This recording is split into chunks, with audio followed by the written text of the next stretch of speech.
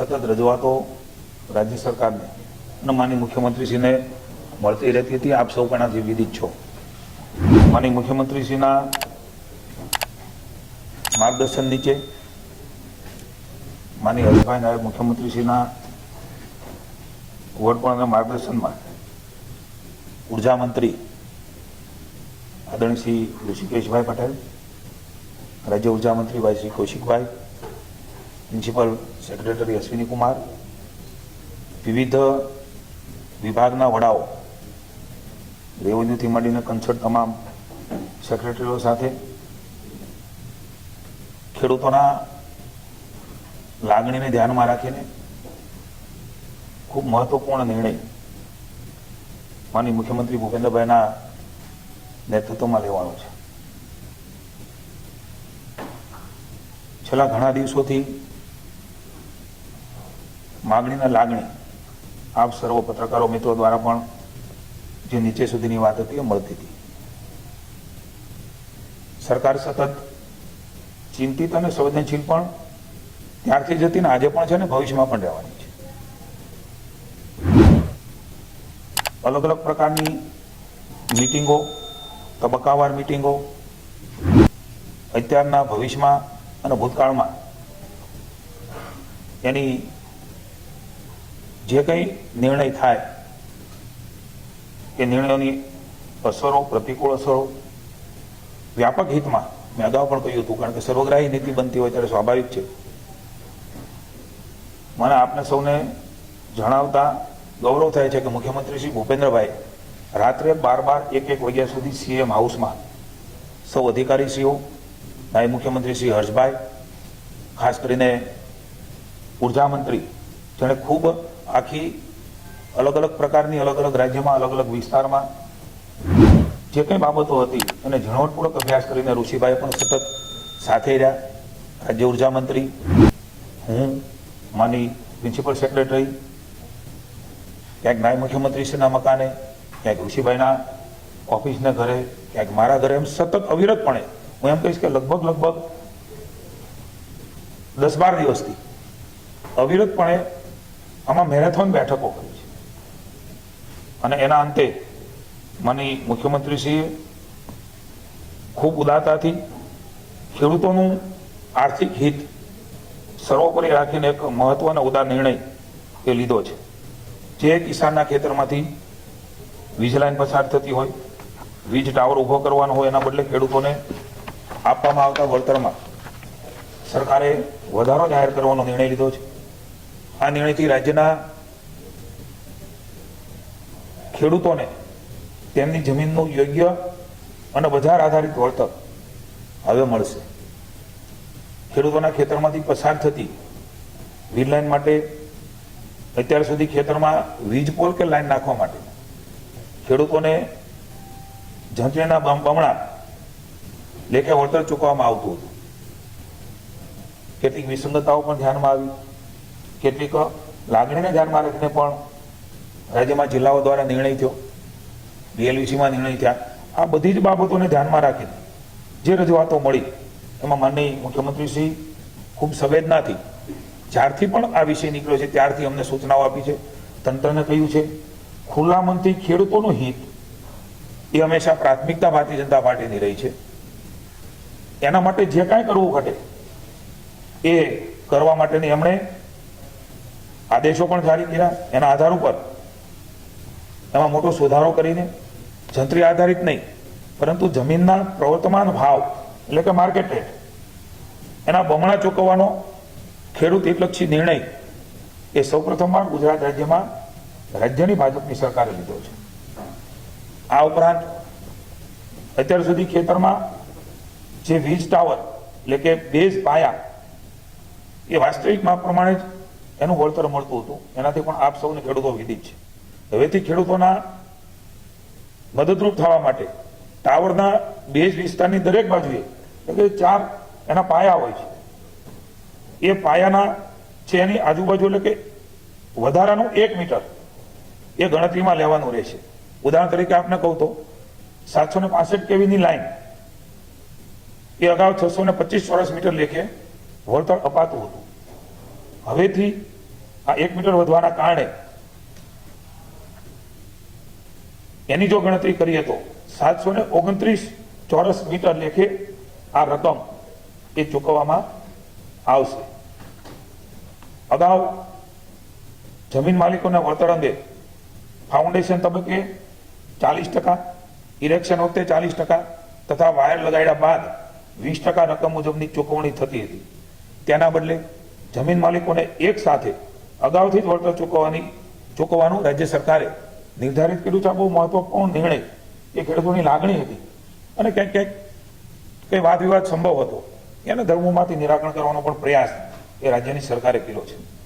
ખેડૂતોની જમીનની વાસ્તવિક બજાર કિંમત આપણે અને કિસાનના મનમાં, કિસાનના જે પણ હિતેચ્છુઓ છે, સંગઠનો છે, એના મનમાં પણ જે પ્રશ્ન હું કહું ત્યારે આવવાનો છે, બજાર કિંમત એટલે કઈ, એની પણ આ બધી જ બાબતો નક્કી કરતી વખતે આવા અનેક બાબતો અમારી સામે પણ, અમારા મનમાં પણ ઉદ્ભવી. માની ઋષિભાઈ, માની હર્ષભાઈ ખૂબ ઊંડાણપૂર્વક એની ચર્ચાઓ કરી અને પછી જે પ્રકારે નક્કી કરવામાં આવ્યું છે એ પ્રમાણેની પારદર્શકતા કેવી રીતે હોઈ શકે. તો રાજ્ય સરકાર દ્વારા એમઆરસી જે માંગ હતી કે ભાઈ એમઆરસી મુજબ એની રચના થાય અને કિંમત એ પ્રકારે નક્કી થાય, તો એની પણ રચના કરવામાં આવશે. અને આ સમિતિમાં મહત્વનું નોંધવા જેવી બાબત છે, કદાચ આપ સૌના ધ્યાનમાં હશે, રાજ્યના ખેડૂતોના ધ્યાનમાં ન પણ હોઈ શકે. અસરગ્રસ્ત ખેડૂતોના પ્રતિનિધિ, કંપનીના પ્રતિનિધિ, ખેડૂતના ઓથોરાઇઝ માર્કેટ વેલ્યુઅર, કંપનીના ઓથોરાઇઝ માર્કેટ વેલ્યુઅર ને પણ આમાં સ્થાન આપવામાં આવશે, જેથી ખેડૂતોને પણ ક્યાંય વિસંગતતા લાગે, ક્યાં એના મનમાં અન્યાયનો ભાવ ન આવે કે કોઈ એક વ્યક્તિએ નક્કી કરી લીધું. એ અને એના વેલ્યુઅર એ બંને આમાં સામેલ છે. માર્કેટ રેટ નિર્ધારણ કરવાની સમિતિ જે છે એમાં કલેક્ટરશ્રી, જમીન માલિકીના પ્રતિનિધિ, ટ્રાન્સમિશન સર્વિસ પ્રોવાઇડરના પ્રતિનિધિ, મેં કહ્યું એમ આ બધા જ આમાં સામેલ રહેશે. બીજી તરફ વીજલાઇનના રાઇટ ઓફ વે કોરિડોર માટે એમઆરસી દ્વારા નિર્ધારિત થયેલ બજાર કિંમત, હું ન કહું છું ડીએલઈસી નહીં, એમઆરસી દ્વારા, એટલે ખેડૂતો, કંપની અને કલેક્ટર વચ્ચે જે નક્કી થશે એ પ્રમાણે ગ્રામ્ય વિસ્તારની બજાર કિંમતના 30%, નગરપાલિકા વિસ્તારની કિંમતના 45% અને મહાનગરપાલિકા વિસ્તારની બજાર કિંમત, વાસ્તવિક બજાર કિંમત, હું એક ઉદાહરણ પણ આપને આપવા માંગીશ, જેનાથી ઘણી બધી ક્લેરિટી આપવાનો પ્રયાસ સરકાર દ્વારા કરી રહ્યા છે. 60% મહાનગરપાલિકાના વિસ્તારમાં વળતર આપવામાં આવે છે. એ ખૂબ મહત્વનું, ઘણી બધી સંશય, શંકા, કુશંકાઓ એક ઉદ્ભવતી હતી, એનું પણ નિરાકરણ આદરણીય ભૂપેન્દ્રભાઈ પટેલે એ અમને બધાને આપ્યું છે. આમાં ઉદારતા દાખવીને ખેડૂતોને અગાઉ જૂના ભાવ પ્રમાણે જેને વળતર મેળવી લીધું છે, પરંતુ વીજ લાઈનનું કામ એ હજી પ્રગતિમાં છે, એટલે કે ચાલુ છે. એ વીજ લાઈનોમાં તમામ ખેડૂતોને આ નીતિનો લાભ એ મળવા પાત્ર રહેશે. એક ઉદાહરણ તરીકે, આ માત્ર એક ઉદાહરણ છે. એ ઉદાહરણ કોઈ અલગ અલગ રીતે પોતાની રીતે સેટ ન કરે, એટલે પુનઃ વાત કરું છું. રાજ્ય સરકાર ઉદાહરણ આપીને સમજાવવાનો પ્રયાસ કરે છે. દાખલા તરીકે મોરબીનું જેતપર ગામ, એના ડીએલવીસીના જે ભાવ છે એ ભાવ પ્રમાણે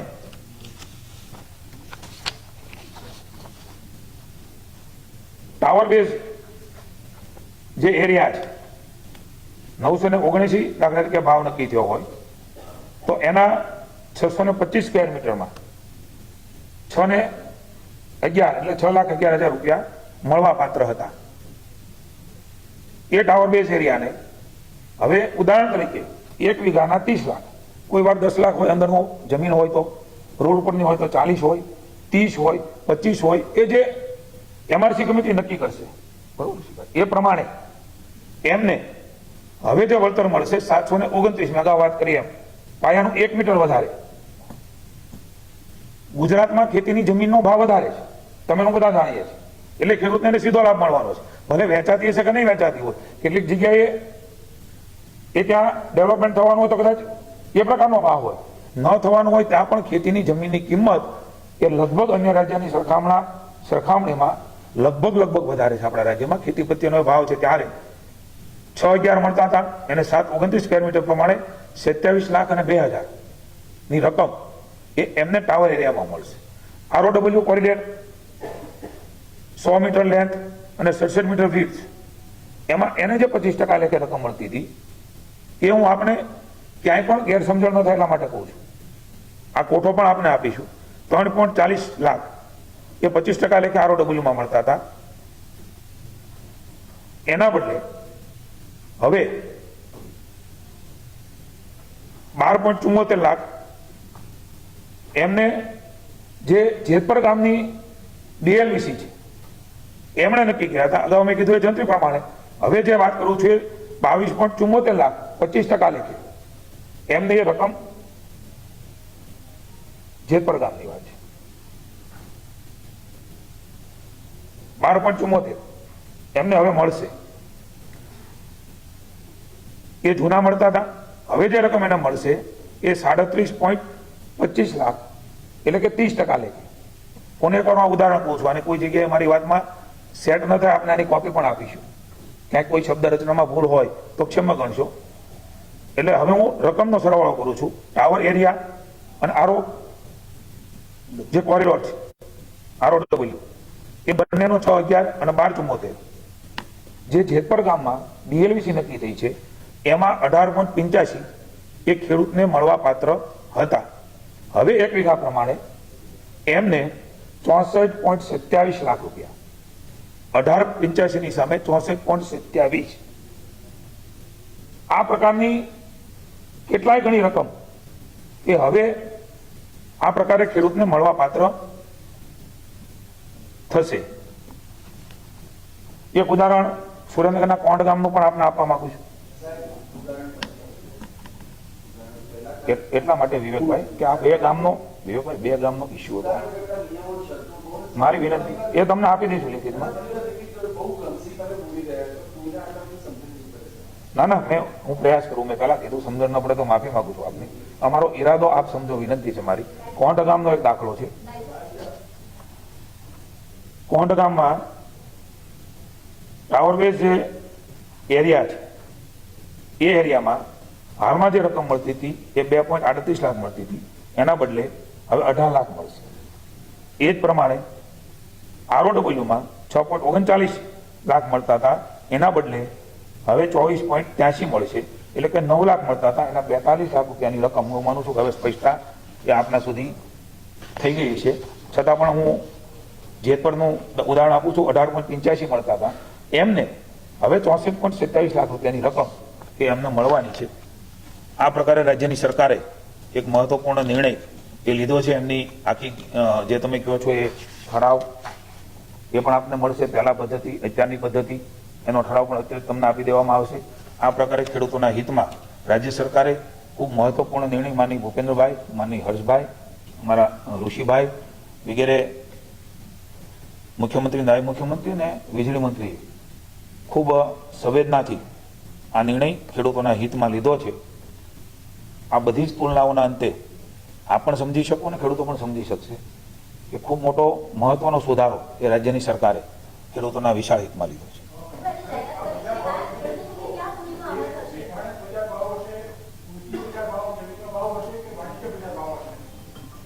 આ વિષયની અંદર ખેતી લાયક જમીન હોય અને ઇન્ડસ્ટ્રીયલ એરિયા ન હોય તો કોમર્શિયલ વિસ્તાર ના હોય અને કેવળ ખેતી જ થતી હોય તો એ ખેતી લાયક ભાવ નક્કી થશે.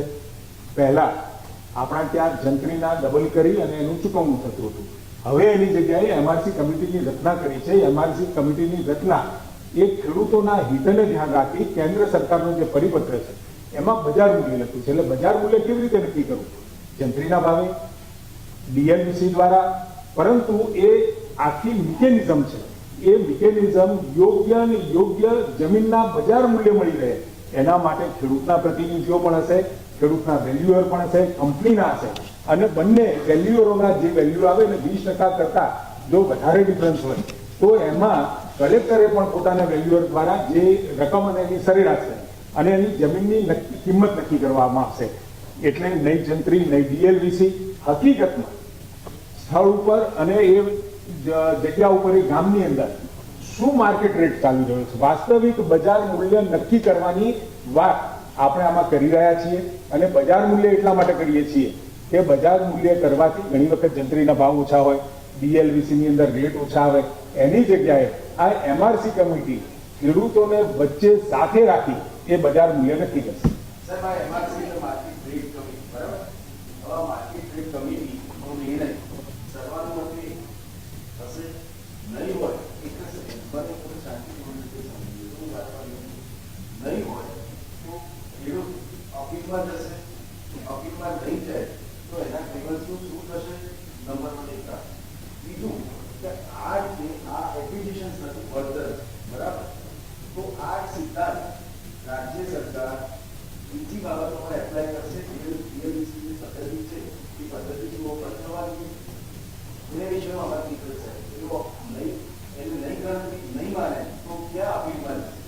અને બીજું તારા પેરામીટર શું? કારણ કે અમારું તમે કે 25 રૂપિયા અને 40 રૂપિયા કઈ રીતે તમે અને કમિટીમાં કોણ છે સાહેબ? કોણ પોલિસી શું કીધું છે?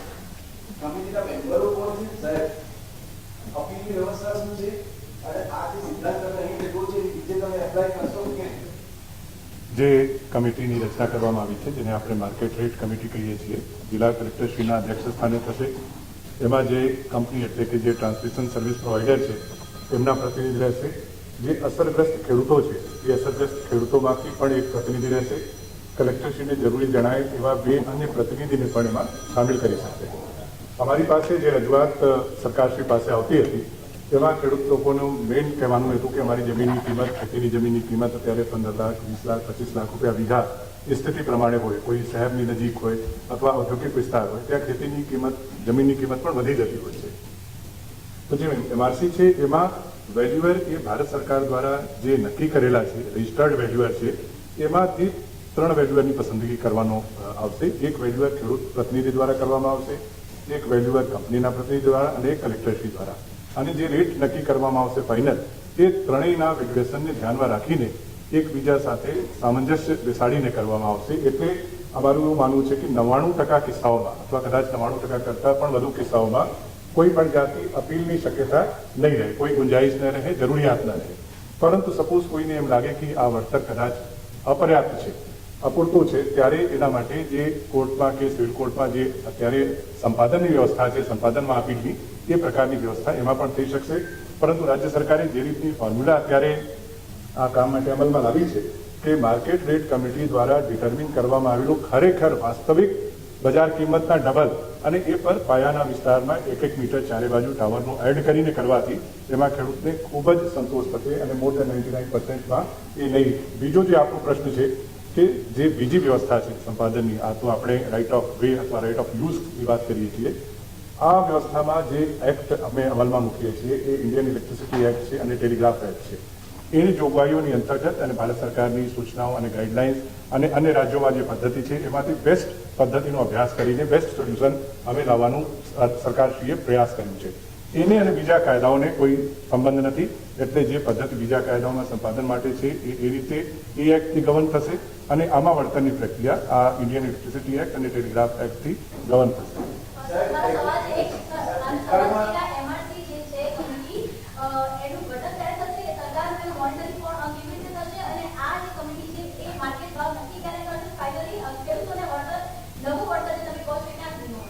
જે માનનીય મંત્રીશ્રીએ વાત કરી છે કે ખૂબ જ ટૂંક સમયમાં, ટૂંકા ગાળામાં એ કમિટીની રચના કરવામાં આવશે. જિલ્લા કક્ષાની કમિટી છે, જિલ્લા કલેક્ટરશ્રીના અધ્યક્ષ સ્થાને છે.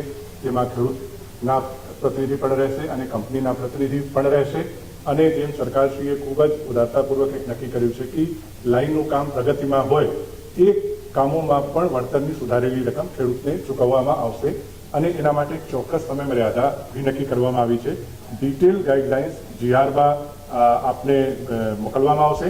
પરંતુ હું આપને એટલો ભરોસો સરકારના પ્રતિનિધિ તરીકે અપાવી શકું છું કે એ ખેડૂતના હિતમાં અને ખેડૂતને ખૂબ જ આનંદ આપે એવી રીતે એકદમ ચોક્કસ સમય મર્યાદાની અંદર બધું કામ થાય, એકી સાથે એક મુસ્ત 100% રકમ ખેડૂતના ખાતામાં જમા થાય, ડિજિટલ પ્લેટફોર્મનો ઉપયોગ થાય, એ રીતે આ વ્યવસ્થા સંપૂર્ણ કરવામાં આવી છે.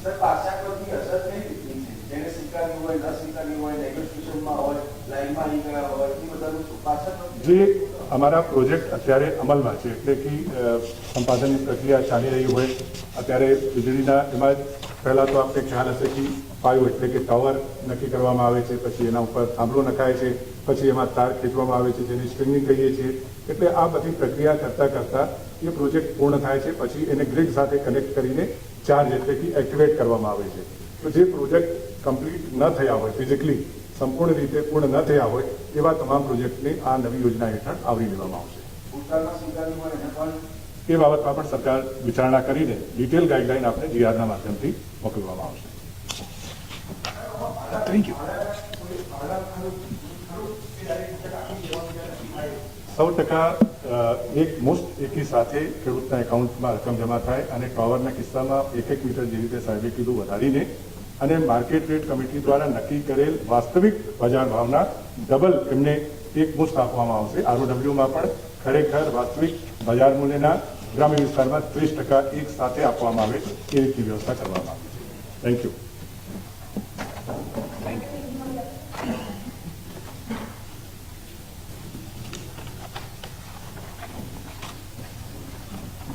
माननीय मुख्यमंत्री भूपेंद्र भाई के मार्गदर्शन में नायब मुख्यमंत्री हर्ष भाई, माननीय ऊर्जा मंत्री ऋषिकेश भाई, कौशिक भाई, कृषि मंत्री के रूप में मैं कई बार ये जो बीज पोल के बारे में डिमांड थी उसके बारे में राज्य सरकार ने खूब संवेदना से सोचा, अलग अलग डिपार्टमेंट के साथ चर्चाएं हुई, मीटिंग हुई और उसके बाद माननीय मुख्यमंत्री भूपेंद्र भाई ने निर्णय लिया है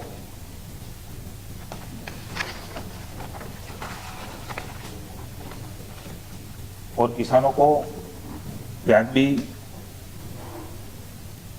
दाम भी मिले ऐसी व्यवस्था सुनिश्चित राज्य सरकार ने की है। विविध किसान संगठन, किसान संघ, भाजपा किसान मोर्चो, व्यक्तिगत किसान, सबकी डिमांड राज्य सरकार के पास अलग अलग रूप में आई थी। माननीय मुख्यमंत्री भूपेंद्र भाई ने तय किया है, जंत्री के आधार पर नहीं लेकिन प्रवर्तमान जो रेट है, मार्केट रेट, उससे डबल रेट देने के लिए निर्णय राज्य सरकार ने लिया है।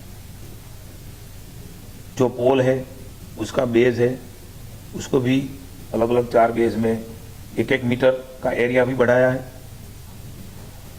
उससे भी किसानों को फायदा होने जा रहा है।